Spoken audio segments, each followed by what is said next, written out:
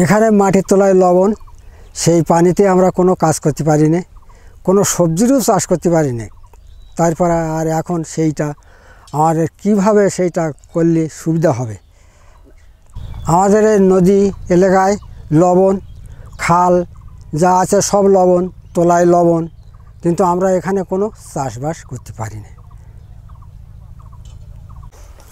এখানে কোনো কিছু হতো না, আগে লবণ এসেছিল, আর এখন সেই সব জায়গায় এই পরিবর্তনেতে এখন কিছু শাকসবজি হচ্ছে অপ্রয়োজিত খানির উপরে, তাছাড়া হওয়ার কোনো কায়দা নেই।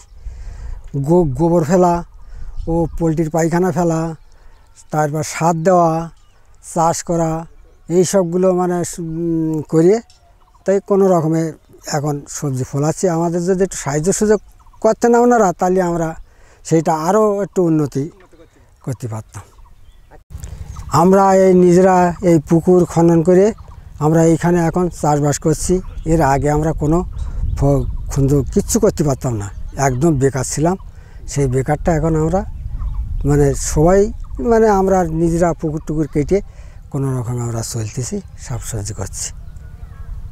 আমাদের একটু পুকুরগুলো কেটে বড় করে দিলে, কিংবা সাইডে একটা টিউবওয়েল বসিয়ে দিলে, শ্যালো বসিয়ে দিলে, সেই শ্যালোর পানি পুকুরে ফেলে সেই পানিটা আমরা মানে জমিতে দিতে পারি, দিলে আমাদের আরও একটু সাহায্য সুযোগ সুবিধা হয়। পুকুরটা ছোটো করলাম।